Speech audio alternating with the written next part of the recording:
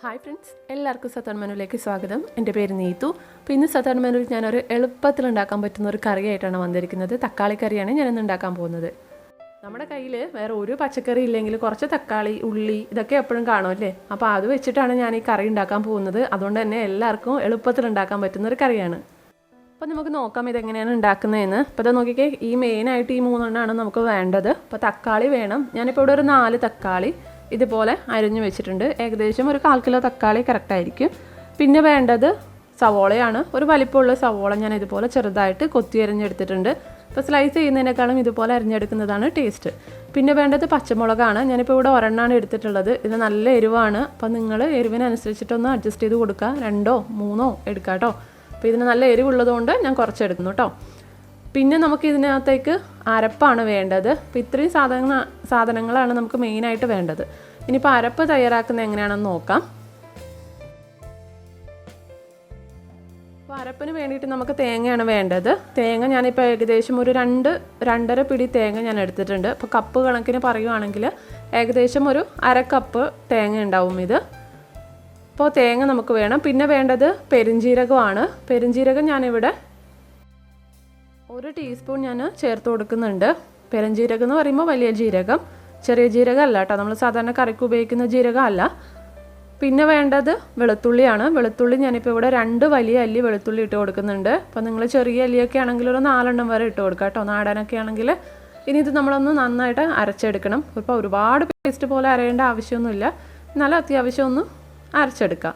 അപ്പോൾ ചെറുതായിട്ട് അവിടെ ഇവിടെയൊക്കെ ആയിട്ട് തേങ്ങ തരിതരിപ്പായിട്ട് കിടക്കുന്നുണ്ടെങ്കിലും കുഴപ്പമൊന്നുമില്ല. അപ്പോൾ അത് ഞാൻ അരച്ചെടുത്തിട്ടുണ്ട് തേങ്ങ. അപ്പോൾ ഇനി നമുക്കിത് സൈഡിലോട്ട് മാറ്റി വയ്ക്കാം. അപ്പോൾ വെള്ളം അധികം ഒഴിച്ചിട്ട് തേങ്ങ അരച്ചെടുക്കരുത് കേട്ടോ. അത്യാവശ്യം കുറച്ച് ഒഴിച്ചിട്ട് ആദ്യം അരച്ചെടുക്കുക. നമുക്ക് വേണമെന്നുണ്ടെങ്കിൽ നമുക്ക് പിന്നീട് വെള്ളം ചേർത്ത് കൊടുത്താൽ മതി.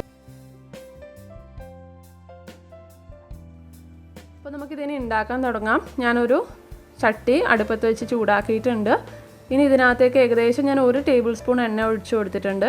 അതിലേക്ക് ഏകദേശം 1/2 ടീസ്പൂൺ കടുകിട്ട് പൊട്ടിക്കുവാണ്. അപ്പോൾ എണ്ണ ഞാൻ വെളിച്ചെണ്ണയാണ് എടുത്തിട്ടുള്ളത് കേട്ടോ. അപ്പോൾ ഇതിലേക്ക് നമ്മൾ അരിഞ്ഞു വെച്ചിരിക്കുന്ന സവോളയും പച്ചമുളകും ചേർത്ത് കൊടുക്കുക. പിന്നെ ഇത് രണ്ടും കൂടി നന്നായിട്ടൊന്ന് വഴറ്റിയെടുക്കണം. അപ്പോൾ വഴറ്റുക എന്ന് പറയുമ്പോൾ ഒരുപാട് ബ്രൗൺ കളർ ആവേണ്ട ആവശ്യമൊന്നുമില്ല. ചെറുതായിട്ടൊന്ന് വാടി വന്നാൽ മതിയാവും. അപ്പോൾ ഇതിനകത്തേക്ക് ഞാൻ കുറച്ച് ഉപ്പിട്ട് കൊടുക്കുവാണ്. അപ്പോൾ നമുക്ക് പെട്ടെന്നൊന്ന് വഴണ്ട് കിട്ടും.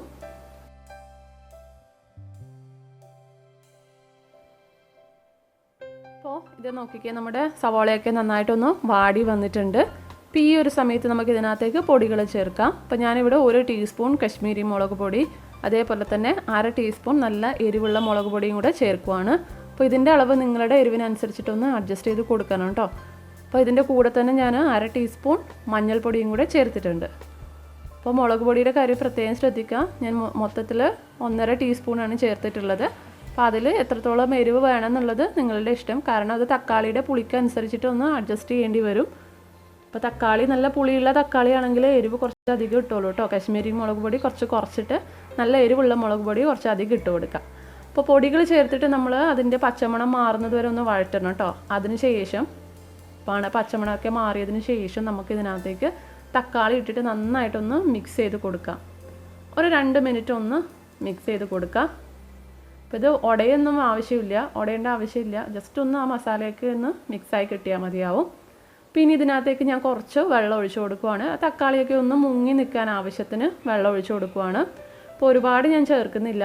നമുക്ക് പിന്നീട് അതിൻ്റെ കൺസിസ്റ്റൻസി അഡ്ജസ്റ്റ് ചെയ്ത് കൊടുക്കാം. ഇതിപ്പോൾ ജസ്റ്റ് ഒന്ന് തക്കാളി ഒന്ന് വെന്ത് കിട്ടാൻ ആവശ്യത്തിന് വെള്ളം ഒഴിച്ച് കൊടുത്തതാണ്. ഇനി ഇത് നമ്മളൊന്ന് അടച്ചു വെച്ചിട്ട് വേവിക്കാം. ഒരു മീഡിയം ഫ്ലെയിമിൽ ഇട്ടിട്ട് ഈ തക്കാളിയൊക്കെ ഒന്ന് വെന്ത് വരുന്നത് വരെ ഒന്ന് വേവിക്കുക. നന്നായിട്ടൊന്നും ഉടയേണ്ട ആവശ്യമില്ല കേട്ടോ. അപ്പോൾ ഇത് നോക്കിക്കേ, നമ്മുടെ തക്കാളിയൊക്കെ നന്നായിട്ട് വെന്ത് വന്നിട്ടുണ്ട്.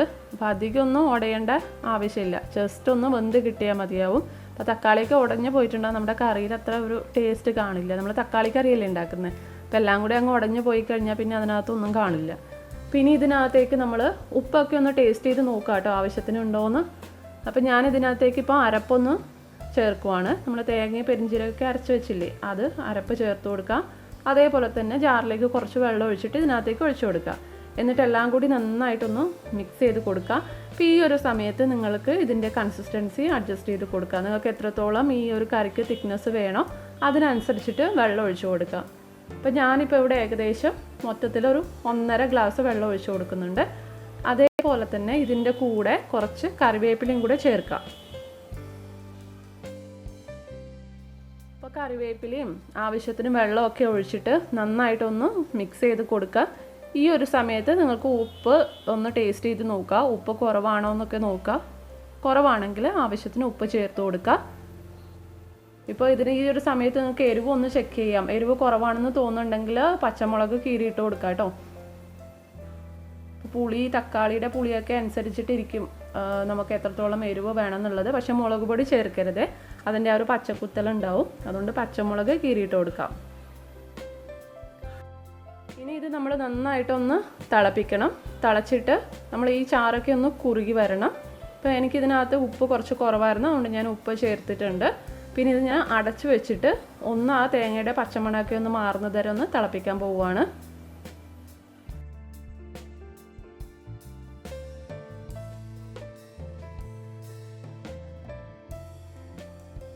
അപ്പോൾ ഇത് നോക്കിക്കഴിഞ്ഞാൽ നന്നായിട്ടൊന്ന് തിളപ്പിച്ചെടുത്തിട്ടുണ്ട് നമ്മുടെ കറി.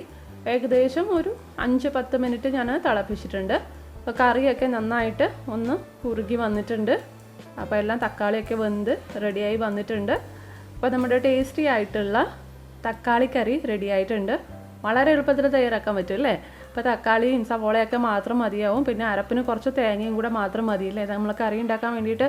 ഇപ്പോൾ ഇത് ചോറിൻ്റെ കൂടെയും ചപ്പാത്തിയുടെ കൂടെയൊക്കെ കഴിക്കാൻ നല്ല ടേസ്റ്റാണ് കേട്ടോ. ചപ്പാത്തിയുടെ കൂടെയും നല്ല കറിയാണ്. അതേപോലെ തന്നെ നമുക്ക് ദോശയൊക്കെ ഉണ്ടെങ്കിൽ പെട്ടെന്ന് ദോശയുടെ കൂടെ ഉണ്ടാക്കാൻ പറ്റിയ നല്ലൊരു കറിയാണ്.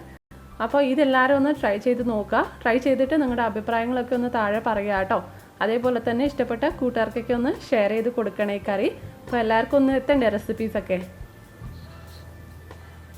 അപ്പോൾ അതിൻ്റെ കൂടെ തന്നെ വീഡിയോ ഇഷ്ടപ്പെട്ടിട്ടുണ്ടെങ്കിൽ ലൈക്ക് ബട്ടൺ ക്ലിക്ക് ചെയ്യുക. കൂടെ ആദ്യമായിട്ട് കാണുന്നവരാണെങ്കിൽ ചാനൽ സബ്സ്ക്രൈബ് ചെയ്യുക കേട്ടോ. അപ്പോൾ നമുക്ക് അടുത്ത വീഡിയോയിൽ വീണ്ടും കാണാം. താങ്ക്